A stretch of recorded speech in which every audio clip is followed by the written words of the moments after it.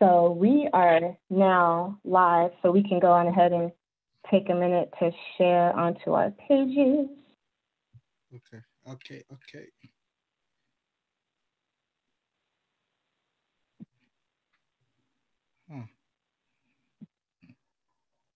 You should be tagged. Okay, it's not, I haven't seen it yet, but let me go. Okay. Yeah, for some reason I see my name, but it didn't tag me, but that's all right. Okay, I'll tag you from my, okay, I see that you were able to share it. Yeah, I found it on the page. Okay.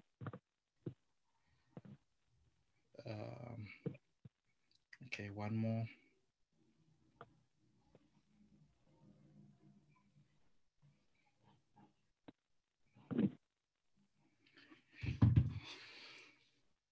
All right, good. You're good? Okay, and I am good. Okay. Well, I'm just about good. All right, I'm good. All right. Greetings, Natural We community. I hope you all are well. Welcome to this week's Community Hour of Power. We are so excited to have our guest, Dr. Shingi Mavima, and we will introduce him in a minute. But first, I'm going to start with a brief just mindfulness exercise that we start off with. Today's Tuesday. We've gotten over Monday. I know that sometimes we can feel a little bit zoomed out with everything, but we just want to take a time to just really kind of just focus and bring ourselves into this setting. So, get comfortable. Feel free to close your eyes or keep your eyes open, but just want to start focusing on your breathing. And take a breath out and take a breath in and take a breath out and take a breath in. And as you are continuing to breathe, when you breathe out, just imagine anything negative or stressful leaving your mental space, leaving your environment. And as you breathe in, you imagine all that is good going into you and pouring into yourself. And you'll continue to breathe out, breathing out anxiety, breathing out worry, and breathe in, breathing in peace, breathing in joy, and breathe out.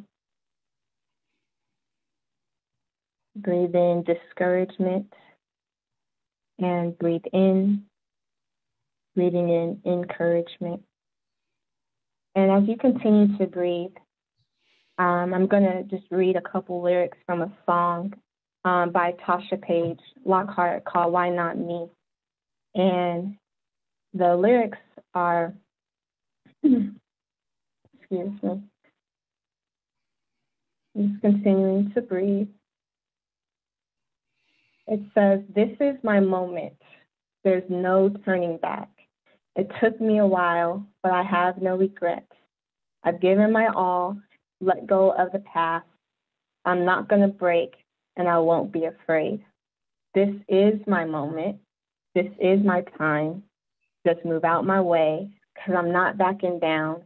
Now that I realize who I am, I'm alive. So why not me? I'm the perfect person to go through the storm. It won't break me. It won't kill me. I'll move on. And then I'll come out, even better than before. And I'll never see this place anymore, because my faith is getting stronger every day. I'm removing everything that's in my way.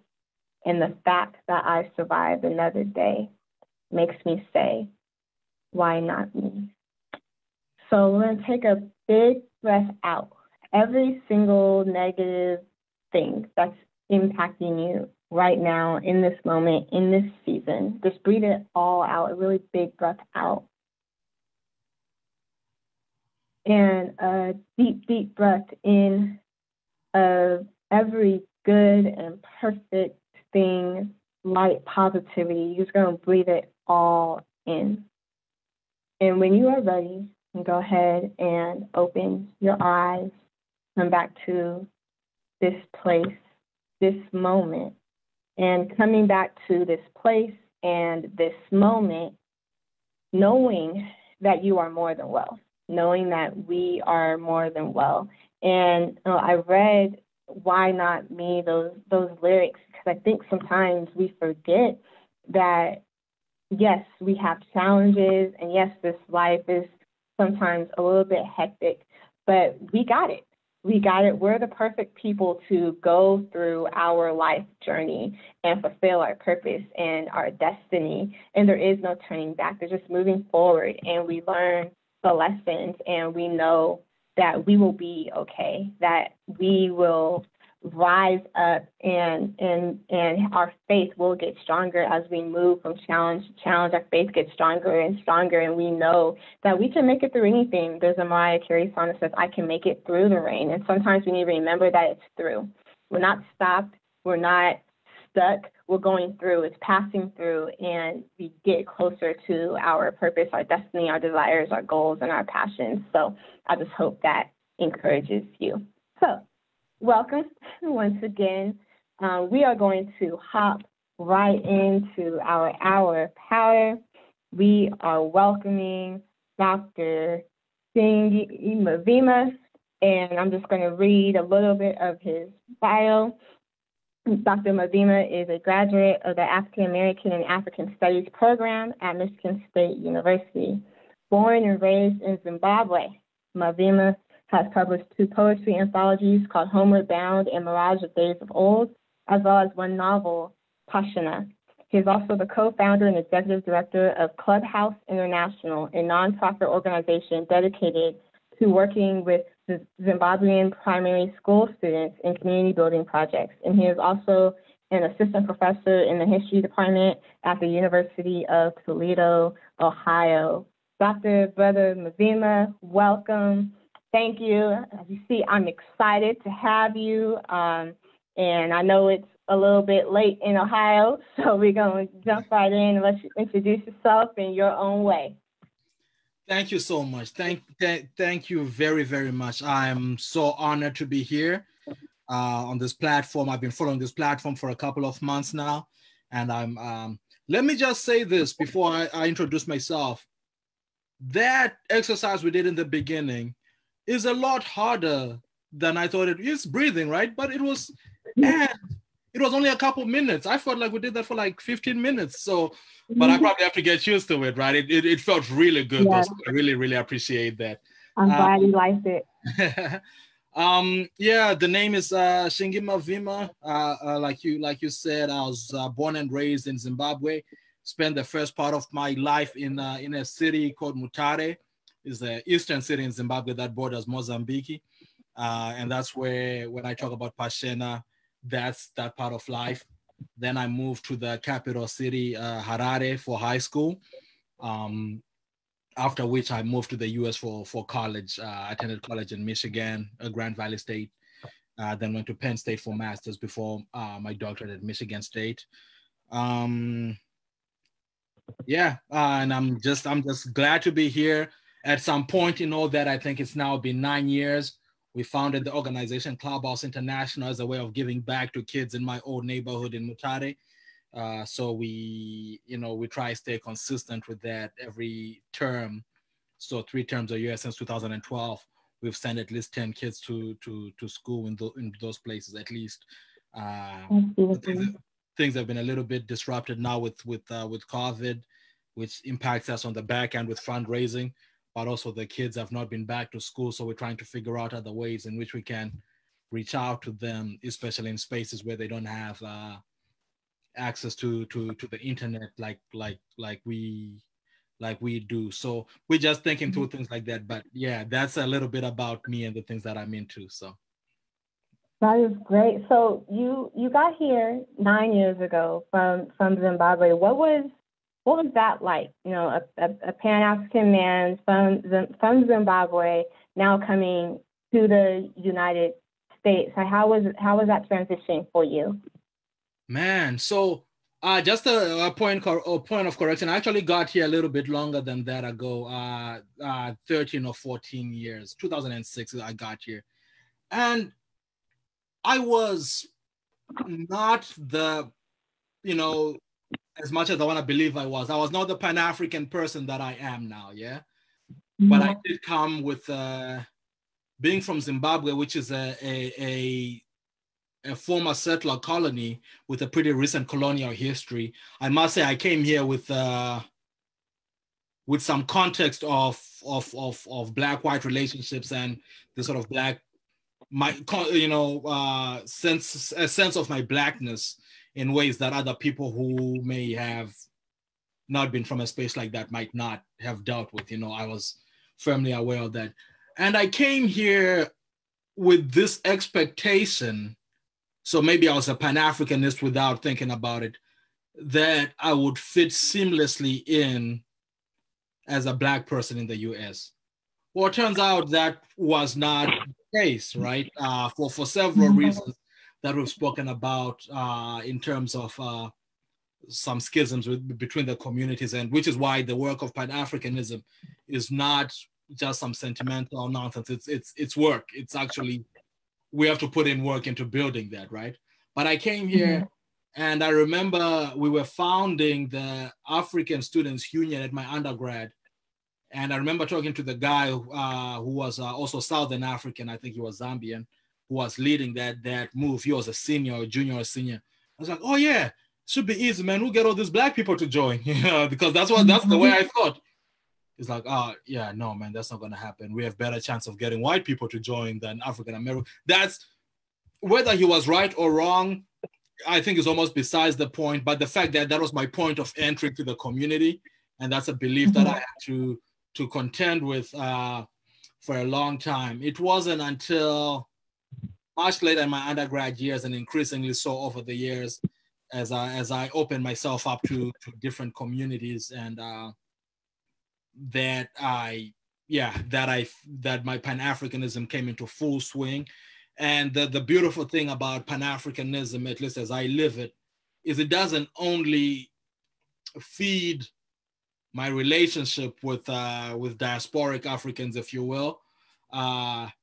It also awakens me so much to how I can better benefit my home community back in Zimbabwe, you know, because I can now look at initiatives and struggles and these things that are happening here, and whoa, how can I make use of this program? You know, I worked for a few years with my Brothers Keeper program here, and as I'm sitting in Detroit with these middle school children, and I'm thinking, what does this look like if we do it in Zimbabwe? So now I get, you know, my home community also gets to feed off of my Pan-Africanism, you know. So big and right, so you're hitting on a point, and so, you know, from Zimbabwe, right, showing a culture here and now here, and it's one thing to say, you know, Pan-African, right, but then what's that mean when you start living it, and it's your mindset and working on it, and you're going from the conceptual to the praxis, and what that means as you start to interact with Pan-Africans and diasporan people and everything. So you're hitting on just a great important point. I just want to let you know real quick that people are greeting you here in the comment section. You know, the Gregoretti family is saying hello, and we have, I don't want to say the name incorrectly, Nomzamo from South Africa. So, you know, welcome everyone. Please feel free to join in this conversation in the chat box and ask any questions or comment things, and going from there. But so this is great. So so how does this meld or bridge into beginning to write poetry? Is this poetry on your experiences? Is this poetry on Shona culture? What's going on? Man, so it is poetry on, on my, partly my experiences, but partly my observations as well. So I am from a family of storytellers. That's how I like to situate them. I don't recall, some of them would write a poem here and there, but not to the extent that I've done it, But every last one of them, in my mom's, I was raised largely in my mom's side of the family. Every last one of them, I would ask them to relate to me a movie that I have watched, just to hear them tell me how that movie progressed in their own words. That's how much I delight in their stories, and it's jokes and stories and these things. So I've always had an affinity for words in that way. And being a reader as well from a very early age. So I started developing these things, whether it was poetry, whether it was some attempts at rapping and song, even though I can't sing, but I would write a melody and shop it out to some of my friends who do sing. Like, what do you think of if you were to sing this with that, those kind of things. So I've always done that. Then when I came to the US at some point, I started to notice a very vibrant, organized culture of poetry, right? This is not to say it doesn't exist in Zimbabwe, but I was also a kid, in those years, and I don't remember us doing that a lot when I was in high school, for example. Now I know that, once people got to college in Zimbabwe, that also exists, So I'm not saying like it's a difference between Zimbabwe, but it's just a difference in where I was in that space. And that really started to push me. I started to watch a lot of African-American poetry, like obsessively attending open mics, to this day, I will say my written poems, and I say this not to pat myself on the back. I think are really, really good, but my performance is what I've had to work on, and I always felt that when I would watch these performances, I'd be blown away. I remember watching, like obsessively watching Black Ice, who's a poet out of Philadelphia, watching his poetry on a loop just to see how he enunciated and how he moved. Then I used to attend open mics in Grand Rapids and Then I remember the moment when I felt that I had gone from a guy who writes poems to a poet. I have this poem, which is a domestic violence piece. I might have been 21 or 22. And I performed it at this Africa Day celebration. And, for me, it's a poem that I perform, and it's, I think it's well written. And two people came to me after that. The first one he was also an immigrant from the continent. Said, hey man, really enjoyed your poem. Tell you what, my sister was in an abusive relationship and she actually passed on. And what do you think we can do to better empower people about this, right? Yeah. And I was like, I am this kid who just writes a poem, like I do not know, But that's when you start to see that these words are moving people. That same day, another lady came to me, and she's from Kenya, and we remain acquainted to this day. And she told me the story about how she had migrated.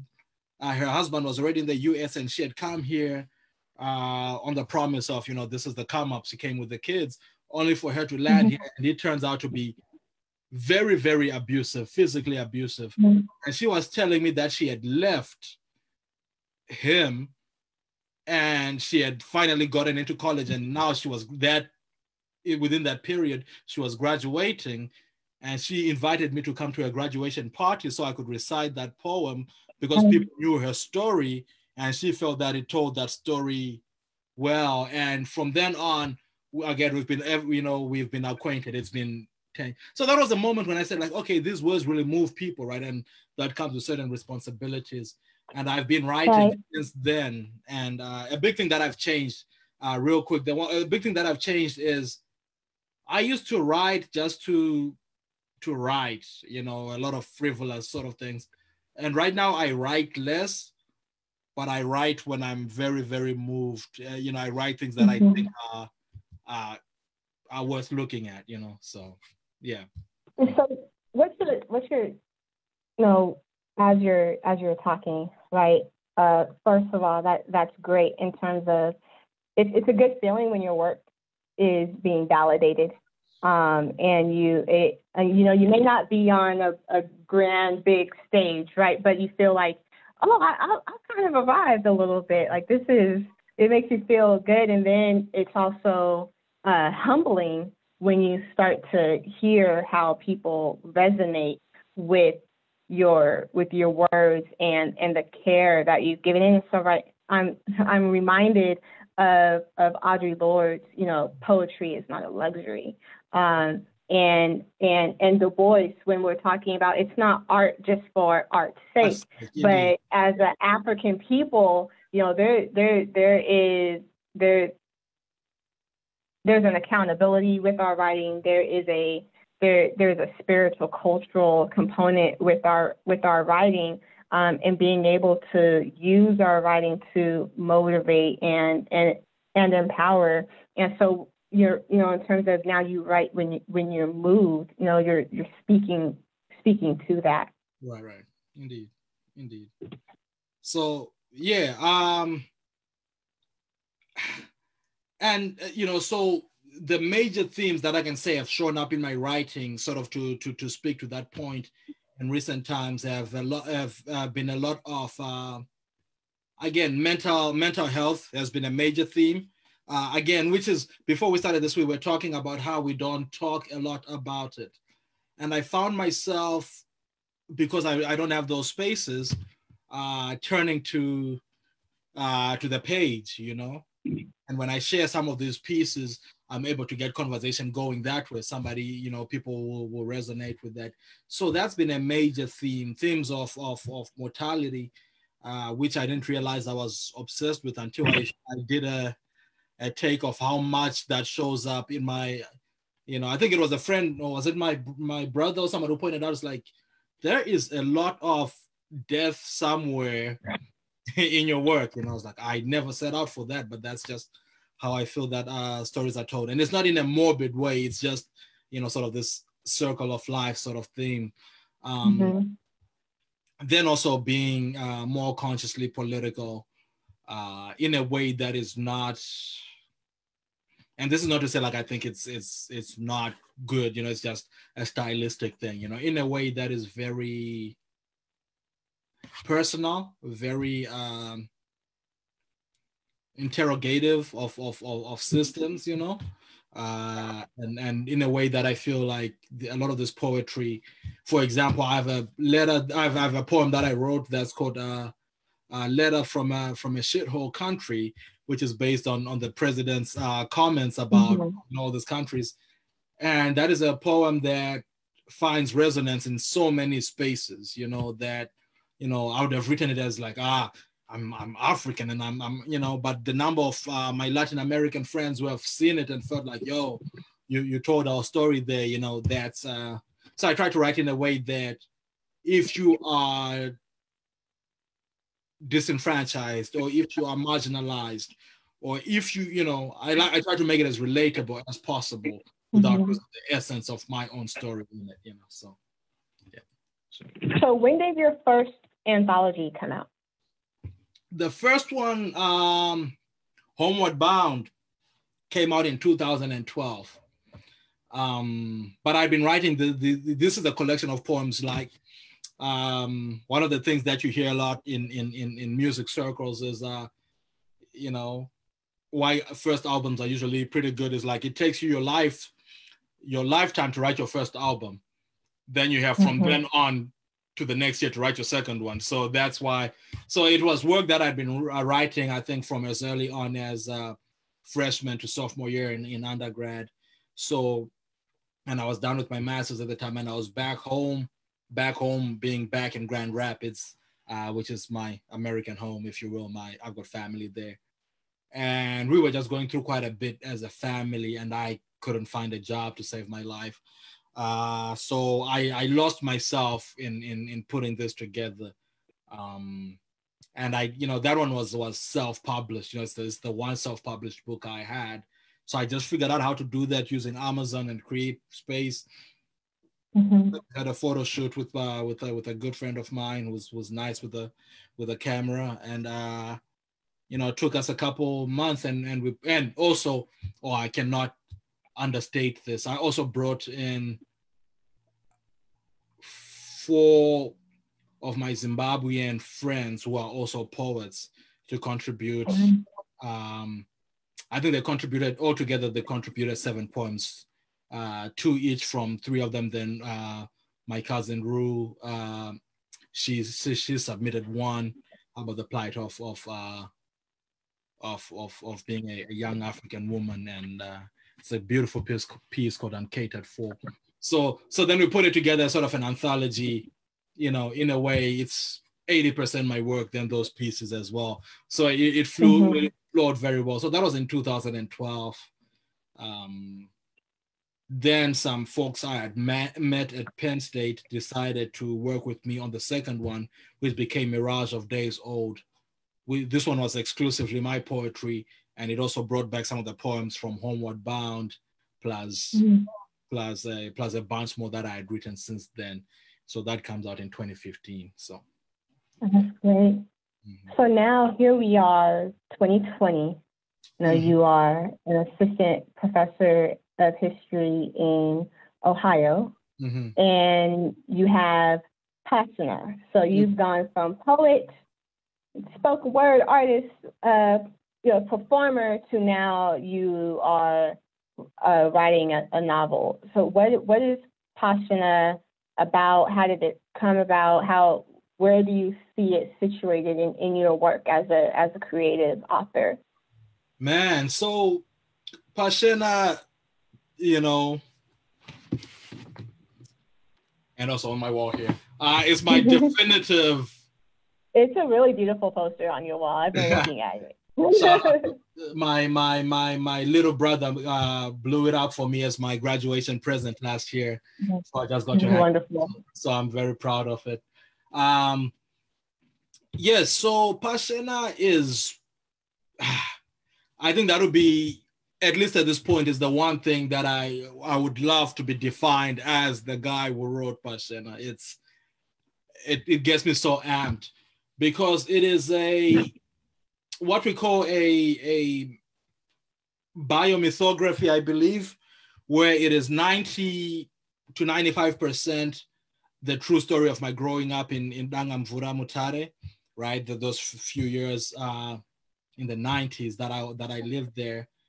And also 10% that is just molded for storytelling. And once you do that, you can't call it a memoir anymore if you've changed some details for storytelling's sake. So it is that, but it is also not a story about me per se, even though it is told from my vantage point. It is a story about witnessing Zimbabwe shift. Those few years that I talk about are seismic in Zimbabwean history, because those are the HIV/AIDS years, when at some point statistics had it that 1 in every 4 people was infected, and the average life expectancy was down to 29 or something, because so many young people were dying. It is also the era of when political corruption was on the rise. So you see inflation begin to kick in and unemployment levels start to rise. So it is a moment, if you look at the current state of Zimbabwe and you try to pinpoint when things went wrong, it is within those years that I write about. But we are these kids who get together. Pashena literally translates to the dirt field. So we are these kids who get together, again, as depicted in the picture here. We get together to play soccer on the daily. But then we are going back to these homes where I've got friends whose parents have died because of HIV and AIDS, and now their household is being led by their 17 or 18-year-old sister, who also goes through all the things that a 17, 18-year-old, who to us when we were like 9, 10, looked like such a grown person. But now that I'm an adult, I'm like, oh my God, 17 is so young for that sort of thing. We have friends who are whose parents are losing jobs because of all this. We have friends whose parents are in the military, who are being deployed to fight for in the Democratic Republic of Congo, which is now the bloodiest war since the Second World War. So these are the sort of things that we are dealing with from the vantage point of our dirt field. So that is that story. And how do I situate myself within all this? I often say, because when I say those things I'm just talking about not to paint it as a tragedy, but I'm saying that is the situation in which we lived in. But on a very real level, we're just going through our paces. We're getting in trouble because we play soccer on this dirt field, but my grandma hangs her nursing uniforms on the wire close to it. So because we get the dust in the air, it stains it, and we get in trouble for those sort of things. And this sort of things, we just beefing with kids from another street. And why am I saying all this? I don't think there's this expectation that if you're writing an African story, it is a tragedy. It is child soldiers and these things, and starvation and these things. And I'm not here to say those things don't exist. And I think those stories are very, very, very valid, but they are not the only African stories that exist, So I'm here to throw this in and say, if you read this, you'll learn a lot about how I grew up, but you'll also find a lot of things that will remind you of your own childhood. That's because we are just kids. We are not these very distinct alien kids that a lot of times when you read stories from different communities, it's made to feel like we're also just children dealing with the same thing that the children in the Sandlot, for example, were dealing with, and so it's that story, but we in this setting. So, and I do think, and I'll say this last thing, that I was watching an interview with one of my idols, who's Dambudzo Marechera, who's a great writer out of Zimbabwe, since passed on. He passed on in the 80s, but he was a young protege. And he was describing how at the time in the 80s, there were two schools. There were the traditionalist writers, who are the likes of Chinua Achebe, Wole Soyinka, Ngugi. Then there were the modernists, to which he belonged. And now, I'm sure if we were to make an extension of that, there is this sort of Afropolitan, global African sort of writers that exist now, where you can tell that they may write of African stories, but they write them from the vantage point of a globalized society, for better or worse sometimes.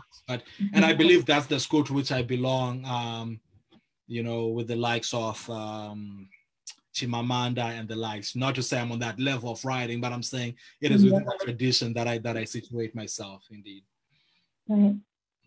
So it's interesting, right? Because you teach history and African American studies and being Pan-African studies. A lot of times, our students would say, "Okay, we don't mind learning about ourselves, but we don't want to hear the same old sob story." And right. So when you're talking in terms of, no, this is an African novel, but we've heard about the child soldiers, and we've heard about this. Where are the other aspects of our people? And it sounds like you're really pinpointing in that. And as you're talking, I'm reminded of different students, different people you've come across and things like that. And one of those, I didn't even know I was poor growing up until someone told me I was poor. I was just hanging out with my big mama and my grandpa, and we going fishing, or we're playing football in the street and getting in trouble, and things like that. And I think it really speaks to the desire and need of our people on a global level to also just talk about everyday life and to talk about, our culture and who we are, and about the the last, as you mentioned, so dirt field and the sunlight, the children are laughing and the joy and things like that. And I think it's just really important. You have a question. Where can we purchase Mirage of Days Old? Ooh, so that one hurts me because Homeward Bound, the first one that I was talking about, that features my other friends, is available on Amazon, and I can share that link.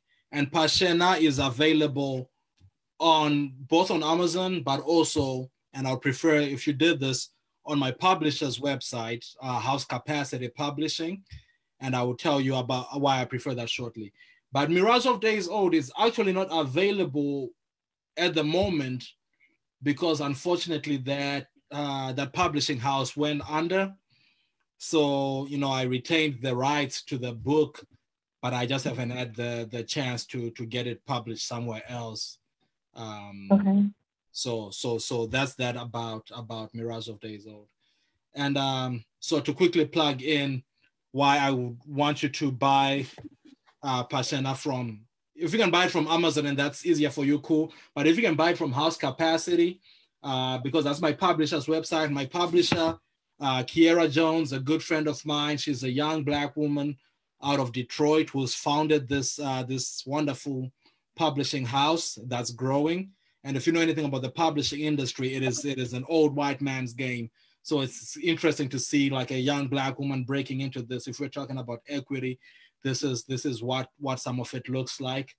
And so if you can buy it straight from her. What's the name of the publishing again? Of the publishing company? It's called House Capacity. Mm-hmm. House Capacity Publishing. House Capacity Publishing? Mm-hmm, mm-hmm, mm-hmm. I'm going to type it into the chat now. Do you know what the website is? I think it's just housecapacitypublishing.com. Okay. And they have a Facebook page as well. So, indeed. All right. So that is in the chat box. I'm sorry to hear about the publishing going under with Mirage of Days Old. So we are going to look forward to when you're able to publish it elsewhere, since you have the rights and that ownership. Indeed. And being able to go from there. And for let me just say this though, for what it matters, I have a Facebook page, just Shingi Mavima, and also a YouTube page by that same name where I post a lot of my poetry reading. So in the interim, as you wait for the written word, that's also a good space to engage with some of my material. So, okay, I'm going to go ahead and tag your poetry page in the comment section as well, so people can click there and go ahead and like and follow the page. Sure, indeed.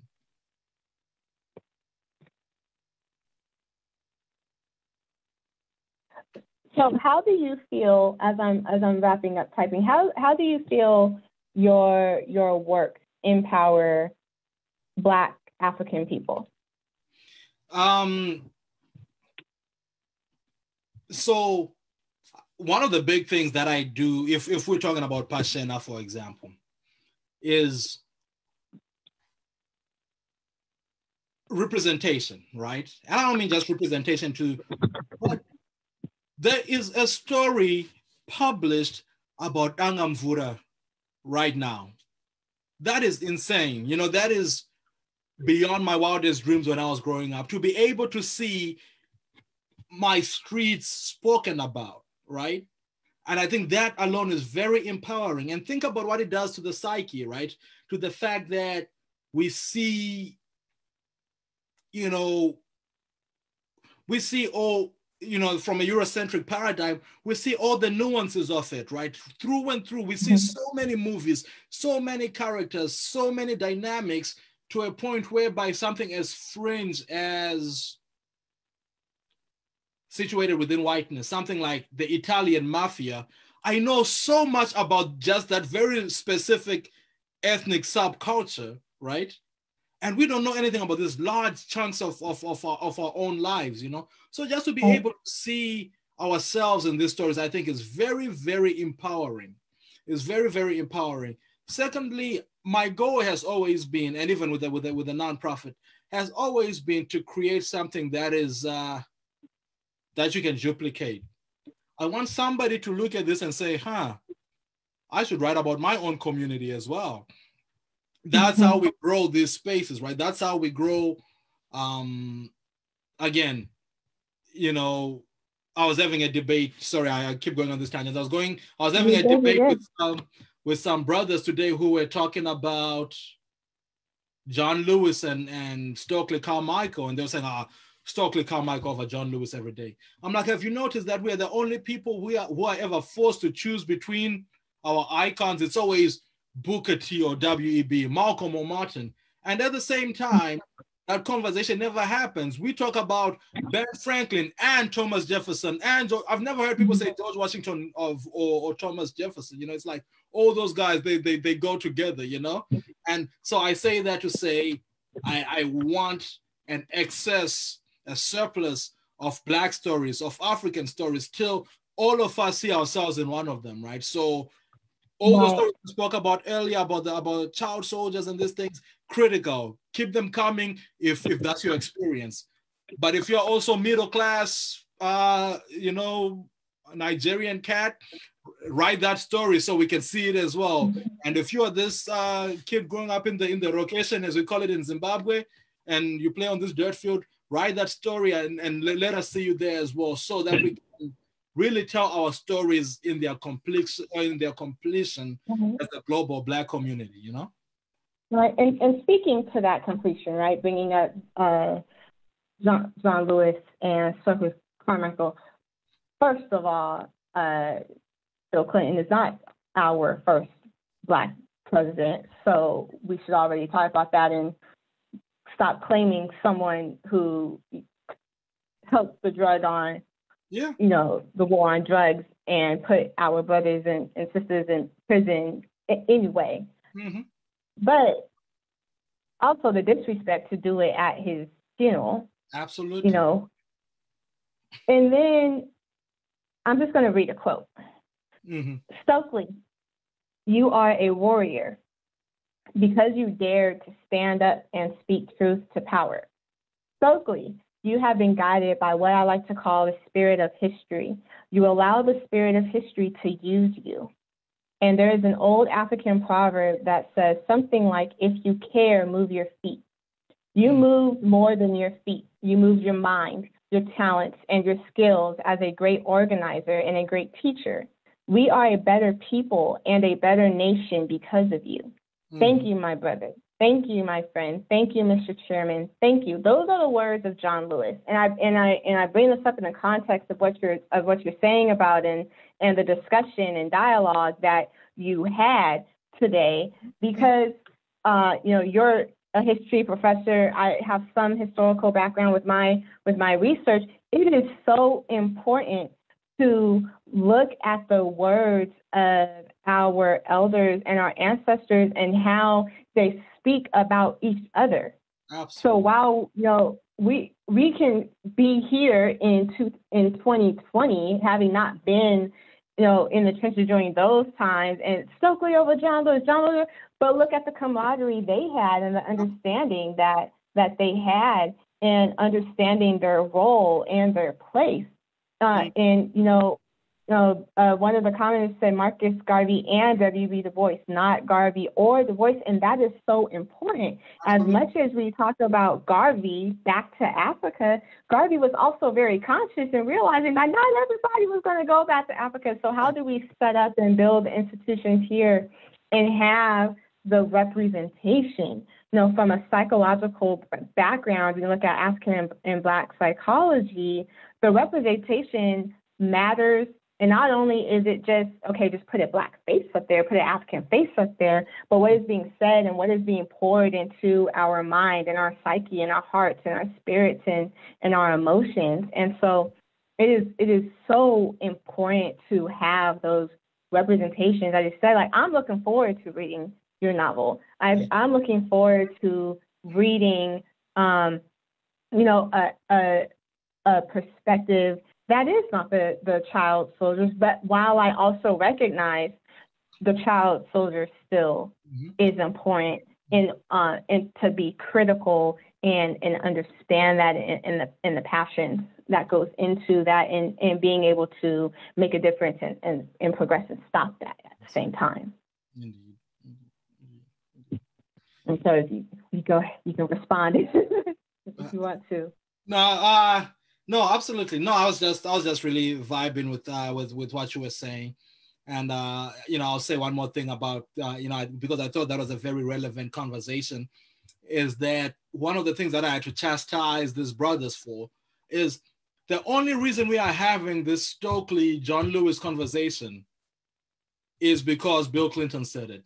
So we're letting him dictate our narrative, even if, and let me tie this into a comment that somebody made about the book, at a book reading I was doing, and an African American sister who's part of our community of scholars as well, and she had, and she wasn't being confrontational or anything like that. She was concerned about this.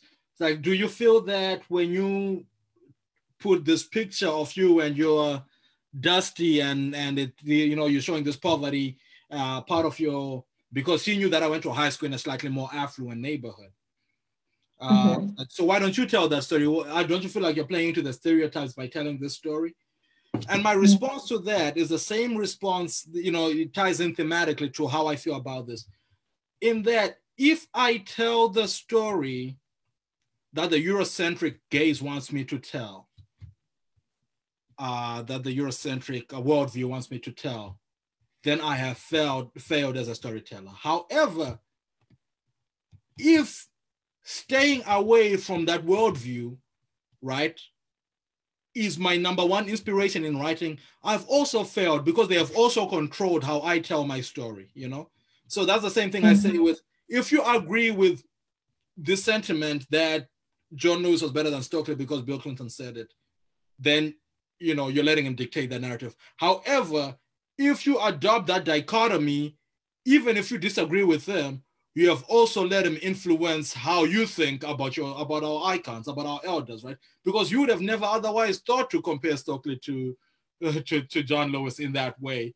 So we need to be careful that, and I say that about the book, that if I am so afraid of how the world is going to view my community that I don't tell my truth, or the truth as we lived it, then I might as well have let them tell me what to write, because so it's very important that we hold on to the truth we know, and be to keep the influences, particularly the influences that are historically not within our interests, in perspective, right? So yeah, I just wanted to emphasize. It's an interesting position. On one hand, it's a power conversation, right? In the power dynamics, drawing upon Amos Wilson and the different types of power. You have the physical, you have the corrosive, you have the manipulative, and the psychic, and so on and so forth. The other four escape me at the moment. And how does it influence the way we move and the way we think and the way we see and act, and even to the point of what happens when the power dynamic is so imbalanced that even making a decision to not speak about them or not come from a Eurocentric gaze also at the same time, it's like this puppeteer, right? And how do you navigate that? And you being in assistant professor in the academy can not only speak to that in terms of your art and as a poet and in the novels, but also in the academic side as you fight for tenure and things, and you play that game while still navigating and trying to not only trying but holding to our true selves and being able to be our full authentic selves. It's time consuming. It's mental, but it's also important to recognize and go from there. I think you're hitting the nail on the head. Indeed. And which leads me again, which circles back to my publisher and this, the importance of our spaces, right, and our institutions. And I say this, with a very elaborate African-centered mind, but also not an exclusionary mind, if you will, because I think those the variety of spaces that exist have served the communities that they were meant to serve very well. We may not necessarily be that community. And I say that to say, for that to not have been a question at all that I had to field with this publisher was delightful. It's just like, okay, cool. That's not something I have to be concerned with, with them. I'm sure I would have had to worry about some of these portrayals if I was publishing with somebody else. Now, right. The thing though is it may come at the expense of, because I recognize what a marketing budget for a bigger publishing company may look like, and it may come at the expense of profitability, really, but something's gotta give. And also, but at the same time, which is why we talk a lot about Buy Black and support these businesses, so that we can continue to cultivate these spaces where we can tell our own stories, support the writer, support the publisher, and the same goes for the different enterprises that we have as well.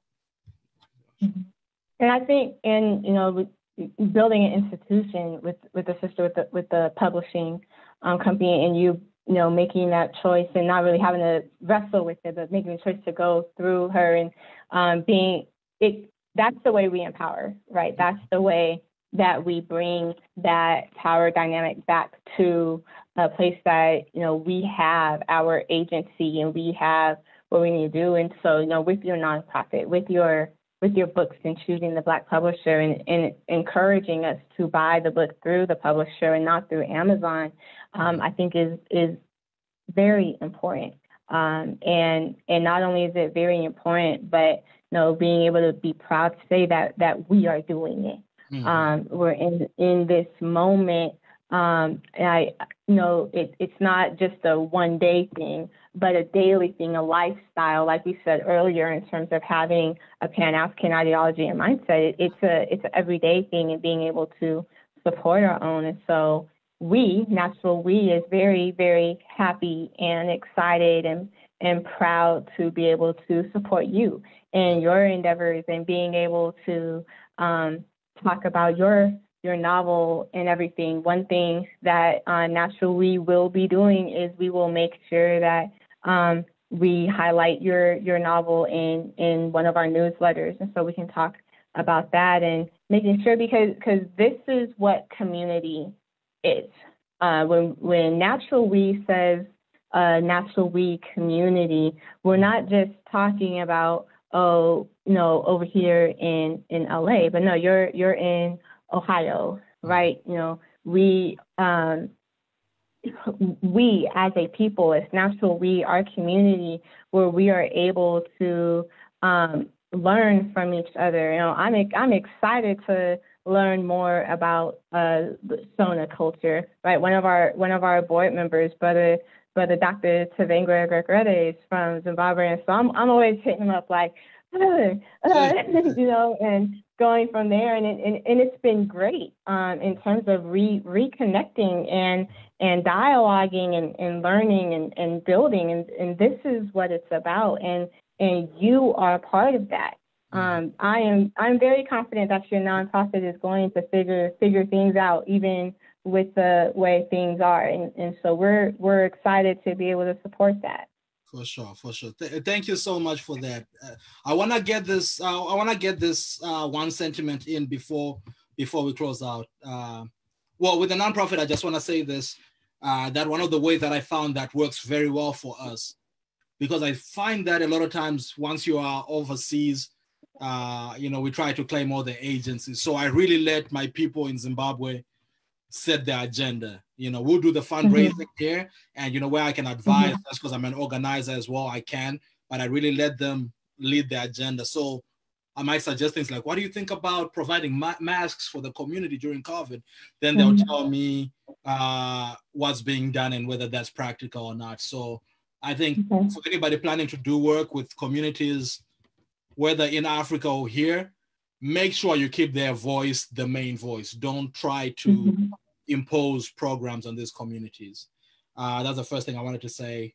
Second thing, shout out to Dr. Gwekwerere, who's a personal mentor of mine. I talk to him on the regular.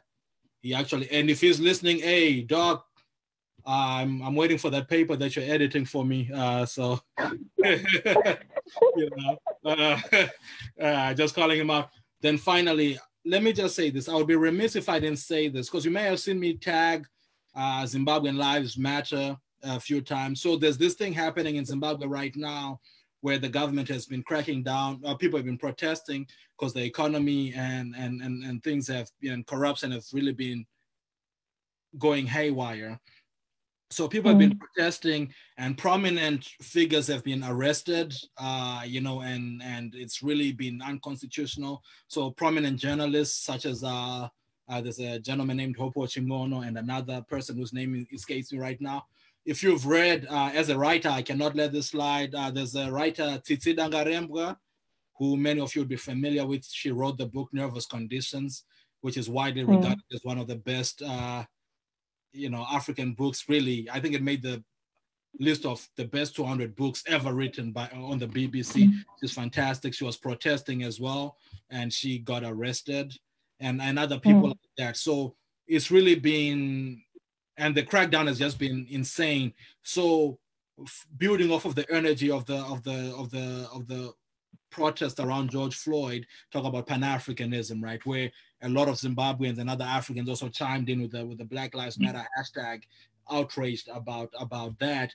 But now building off of that energy, you know, it's spilling over now to Zimbabwe. So we have the Zimbabwean Lives Matter movement happening right now, and we've been very happy to see our African neighbors, South Africans, actually got that hashtag started, the Zimbabwean Lives Matter, which is incredible.